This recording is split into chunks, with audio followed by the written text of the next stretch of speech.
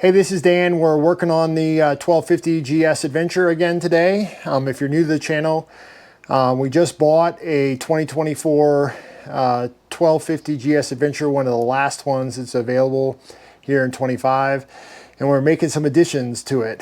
In today's video, we're going to install the Touratech lower crash bar supports to the factory crash bars. You can see here they make a nice sleek connection to the factory crash bar on both sides. If this is something you're interested in, please stick around for the video. Now, riding an adventure bike, regardless of how you ride it, if you ride it like me, where we do a lot of on-street stuff and what I'm going to call a lot of off-highway stuff, with some mild off-roading, you always have the opportunity to lay down the bike. And if you lay down the bike, with these bikes being as heavy as they are, the lower crash section on the other side of the cylinder head, this is only supported in two places, down low here and down low over there. So if you were to hit hard on this side, there's nothing to prevent this bar from going up into your cylinder head,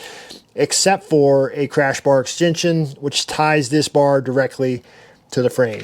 That's what we're going to install today. We're going to go over what's in the kit from Touratech, and we're going to go through the steps step by step on how to install it. So in this kit comes a right and a left bar. You have Delrin spacers, and where these spacers go is inside of this frame cutout, and they're sealed with some O-rings. There's a spacer that keeps the shape of the spacer, of the Delrin spacer, and then you have a nylock nut that fits right down inside. This oblong cutout actually holds this nut. It doesn't have to be super tight. So you have a couple O-rings. It comes with two bolts, two series of bolts. This bolt is longer, this one's shorter. They add some spacers, and that's just in case this doesn't quite connect to the end of the spacer once you push it in, and you need to have a shim, and then you just change the bolt out. We have the clamps that connect everything, and we'll show you how that goes. Some smaller bolts that connect to the fastener for the clamp itself to hold it in place. They also provided tape, and this is going to go around your factory crash bar. A couple other things I have is some Loctite, just because we want to make sure that these bolts don't back out, and a little bit of anti-seize. Anytime you have a stainless steel bolt and a stainless steel nylock nut, you want to use some anti-seize, because if you don't, the stainless steel, when it gets heated up, can actually gall and lock together, and so you won't be able to tighten it up. You can break that stainless steel bolt and you'll never get it off. So they also included some zip ties, and I'll show you how all that comes together. Now, the two wrenches you need is a 5mm Allen key. I have two types, and then a 3mm Allen key. So the 5mm Allen key goes to these bolts, and the 3mm Allen key goes to these bolts right there. So this is Touratech's part number 050375206-0, and this is going on a 2024 GSA 1250.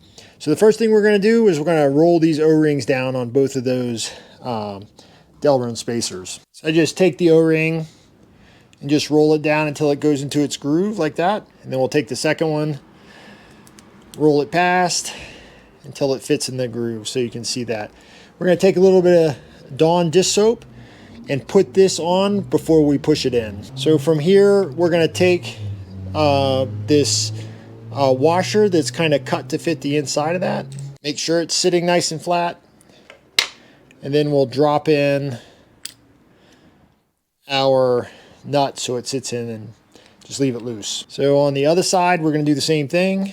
The way Touratech suggests is that you start off with this put together, and then see how it goes. So we're going to go ahead and go with the shorter bolt, so a big washer and the shorter stainless steel bolt. A little anti-seize. Now this stuff is super messy, so if you ever dealt with anti-seize before, it is just messy. It gets on everything, so just be careful.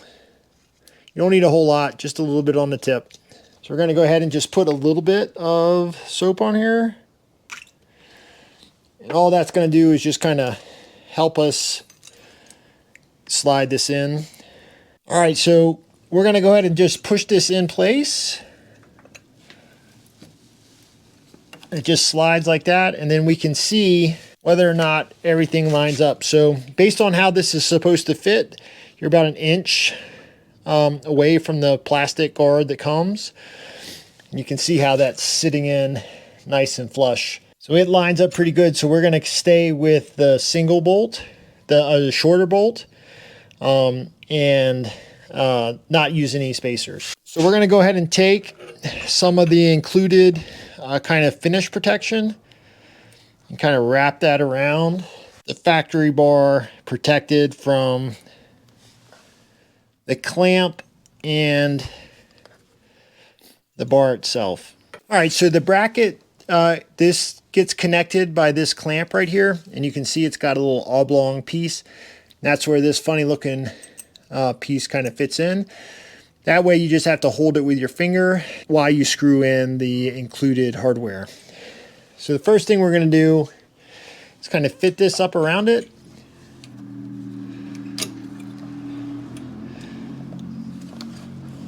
And then kind of compress it. And I'll show you where the zip tie comes in. So they include this zip tie so that you can tighten this up.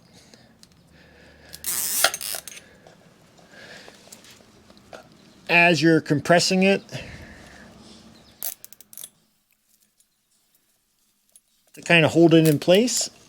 So we're going to take our oblong piece, just kind of slide it back, and just keep our finger behind it. We'll take our 3mm head bolt and just start threading it together. You just got to be careful that you don't cross thread it. Now they also include a little threaded cap that you can slide back there, but I honestly don't think it's going to fit. It doesn't. So now that that bolt is in place, we're going to go ahead and just cut the piece off with a pair of side cutters, a zip tie, and we're going to tighten up. It doesn't have to be super tight because you're not, it is just kind of like a placeholder. And then you're going to just tighten up that. And you're done. You can see how it sets, and so that is going to, if you have this impact, if the bike goes down, that this is going to transfer energy into this piece and then up to the frame and keep this where it needs to be and protect this part. All right, we're going to go ahead and do the other side, and I'll show you when it's all done. All right, we got that side done. And this side is done. So that's the install of our Touratech lower engine guard frame supports. With these in place, you can feel confident that if you do lay your bike down and it hits at an angle that would otherwise compress that lower crash bar, that you've given yourself a little bit extra support. So I'll leave a link in the description below for all of the things that we use today, plus the part number from Touratech, just in case you want this for your GS adventure. Thanks for watching. If you like what we're doing here, give me a thumbs up, think about subscribing, and we'll see you on the next addition to the bike.